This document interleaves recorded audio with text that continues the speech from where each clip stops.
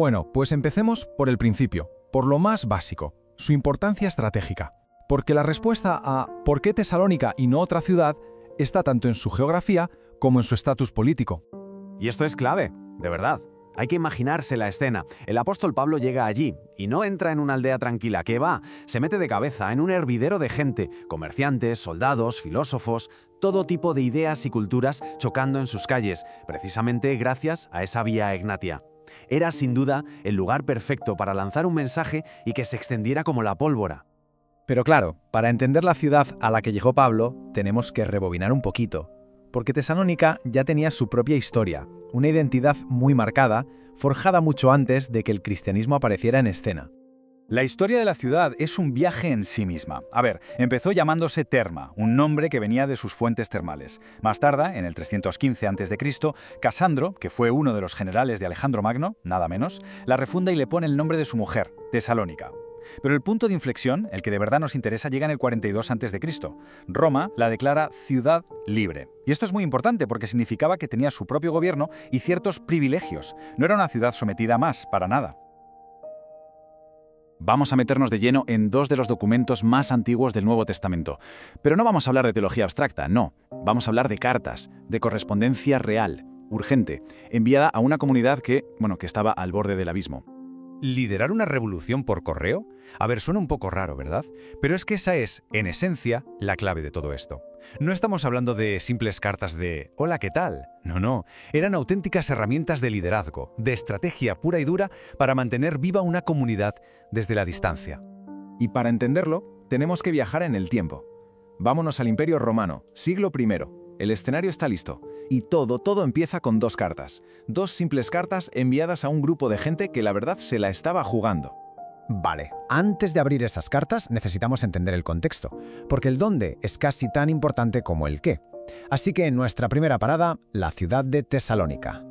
Y ojo, que Tesalónica no era un pueblito perdido, para nada. Era un puerto súper importante en plena Vía Egnatia, que era como la autopista principal del mundo antiguo, la que lo conectaba todo. Además, tenía un estatus especial, era una ciudad libre romana. ¿Qué significa eso? Pues que se autogobernaba con sus propios líderes, los politarcas. Y esto no es un invento, ¿eh? Lo dice el libro de los Hechos y la arqueología lo ha confirmado. Y en lo religioso, era un auténtico hervidero, un batiburrillo de dioses griegos, cultos de Egipto, una sinagoga judía ya establecida, de todo. Pero por encima de todo ese mix de creencias, había una que era, digamos, la oficial, la que no te podía saltar, el culto al divino César. Esto es fundamental que lo entendamos, porque aquí está la raíz del problema. Si llegas tú y dices que tu señor, tu rey, es otro, pues ya se puede imaginar que el conflicto está servido. Y no es solo un conflicto religioso, es político. Y justo en medio de este panorama, en esta ciudad tan compleja, ¿quién aparece? Pues Pablo y su equipo. Y claro, llegan con un mensaje completamente nuevo, rompedor. Y como era de esperar, no pasó desapercibido. De hecho, fue la cerilla que prendió la mecha. Lo que pasó a continuación fue, de película. A ver, pensemos que Pablo y los suyos venían calentitos, acababan de ser apaleados y encarcelados en Filipos. Aún así, llegan a Tesalónica, predican su mensaje y consiguen reunir a un pequeño grupo. El problema es que lo que enseñaban chocaba de frente con todo lo establecido. La tensión se disparó y, al final, los echaron. Y no de buenas maneras, precisamente. Tuvieron que huir por patas. Pero un momento, ¿qué pasó exactamente? Porque aquí es donde la historia se pone interesante. Resulta que si nos vamos a las fuentes, no nos cuentan exactamente lo mismo. Y aquí es donde tenemos que ponernos el sombrero de detective, de historiador. Mirad, si ponemos una fuente al lado de la otra, la cosa cambia. Por un lado, el libro de los Hechos nos dice que los que se unieron al grupo eran judíos y griegos de la sinagoga. Pero si leemos las cartas del propio Pablo, él habla de gente que se convirtió directamente desde los ídolos, o sea, gentiles. ¿Y quién los persiguió? Hechos dice que fueron los judíos locales por celos, pero Pablo escribe que fueron sus propios compatriotas, que seguramente se refiere a los gentiles de la ciudad. Hasta el tiempo que estuvieron allí baila. Hechos habla de unas pocas semanas, pero las cartas dan a entender que fue bastante más tiempo. Bueno, con todo este lío en mente, vamos a la primera carta, y hay que entenderla como lo que es, una reacción, una respuesta súper personal, muy emocional a toda esta situación. Pablo está preocupadísimo por esa gente que tuvo que dejar atrás de la noche a la mañana. La verdad es que la situación es muy humana. Imaginaos, Pablo, lejos, sin saber nada, comiéndose la cabeza. ¿Habrán aguantado? ¿Los habrán machacado?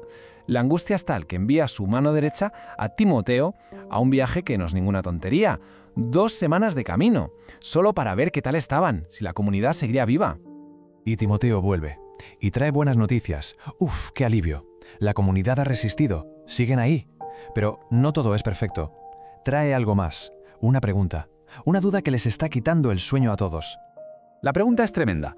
¿Qué pasa con los creyentes que han muerto antes de que Jesús regrese?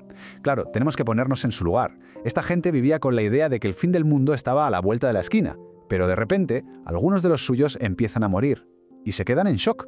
¿Y ahora qué? ¿Se lo han perdido todo? Es una crisis de fe en toda regla. Y la respuesta de Pablo es un bálsamo. Directa, clara y sobre todo tranquilizadora. Les da una enseñanza completamente nueva, algo que no habían oído antes, para calmarles. Básicamente les dice, tranquilos, la muerte no tiene la última palabra, no para ellos. Parecía que las aguas volvían a su cauce, pero no por mucho tiempo. Poco después de esta primera carta, ¡bum!, estalla otra crisis. Y esta vez la respuesta va a tener que ser muy diferente. Empieza a correr un rumor como la pólvora, y parece que viene de una carta falsa que alguien ha hecho circular. ¿El mensaje? Ya está aquí. El día del Señor ha llegado. Y claro, cunde el pánico. Un pánico total. La gente se altera hasta el punto de que algunos dejan de trabajar. ¿Para qué? Pensarían, si esto se acaba ya. Y es aquí donde los estudiosos señalan algo importantísimo. El cambio de tono entre una carta y otra. Es radical. La primera era todo cariño, cercanía, ánimos. La segunda es, formal, directa, casi una regañina. El objetivo ha cambiado por completo. Ya no se trata de consolar, ahora se trata de frenar en seco una locura colectiva. El mensaje de esta segunda carta se puede resumir en 2 palabras: que no cunda el pánico. Básicamente les dice, a ver, calma, antes de que llegue el final tienen que pasar ciertas cosas, y son cosas gordas a nivel mundial. Es una llamada al orden en toda regla. Y claro, todas estas diferencias, el tono, el mensaje, nos llevan directamente de la historia antigua a un puzzle muy moderno. Nos metemos de lleno en el trabajo de los detectives académicos. Porque la gran pregunta, el misterio que todavía hoy se debate, es ¿de verdad escribió Pablo esta segunda carta? ¿O estamos ante una falsificación, una imitación muy bien hecha, pero una falsificación al fin y al cabo? Para meternos en este debate hay que entender un concepto. La pseudonimia. Suena complicado, pero es sencillo. Era una práctica bastante común en la antigüedad, escribir un texto y firmarlo con el nombre de alguien famoso para darle más peso, más autoridad. Y lo importante es que, para ellos, no siempre tenía la connotación de engaño o de fraude que tiene para nosotros hoy. El debate tiene miga, ¿eh? Por un lado, los que dicen que no es de Pablo se apoyan en varias cosas. Lo primero, la enseñanza sobre el fin del mundo es distinta. De repente, aparece una lista de señales que no estaba en la primera carta. Luego está el tono, mucho más frío, y el estilo, que a algunos les parece una imitación. Pero, por otro lado, están los que la defienden. Y sus argumentos también tienen peso. Dicen, oye, es que la situación era diferente, el pánico era nuevo, y hubo que cambiar de estrategia. Además, señalan que la Iglesia la aceptó como auténtica desde el principio, y que el estilo se explica porque se escribió muy poco tiempo después de la primera. Vale, después de todo esto, ¿con qué nos quedamos? Varias ideas clave. La primera, estas cartas no son tratados de teología, son respuestas en tiempo real a crisis muy reales. Segunda, su función era doble, dar esperanza y a la vez cortar de raíz la desinformación, las fake news de la época. Tercero, nos dan una ventana a una comunidad de gente de carne y hueso, intentando averiguar en qué creer en un mundo que no se lo ponía fácil. Y por último, nos enseñan que ni siquiera los textos más antiguos están libres de enigmas que a día de hoy siguen dando que hablar a los expertos. Y todo esto nos lleva a una última reflexión. Si los cimientos, los textos más tempranos, ya generan este nivel de debate y de misterio, ¿qué nos dice eso sobre cómo se construyen la fe y la historia? Y sobre esa línea, a veces tan fina, que las separa y a la vez las une.